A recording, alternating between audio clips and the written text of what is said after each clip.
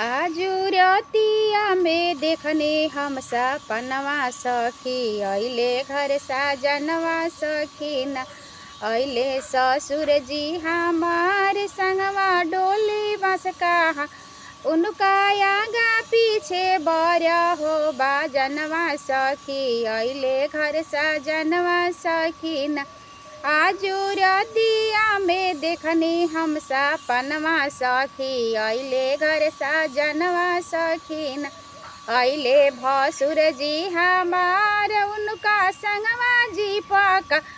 उनका आगे पीछे बर हो बाजनवा सखी अइले घर साजनवा सखीन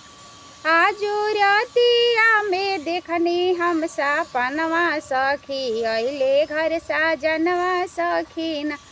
अइले देवर जी हमार लैले डोली बस कहा उनका संगवा में बर हो बाजनवा सखी अइले घर साजनवा सखीन आजू रतिया में देखने हम सपनवा सखी अइले घर साजनवा सखीन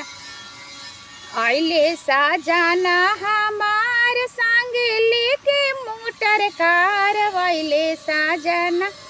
हमार संगवा लेके जीप कार उनका आगे पीछे नाचा बाजनवा सखी अइले घर सजनवा सखीना जुरतिया में देखने हम सपनवा सखी अइले घर सजनवा सखीना।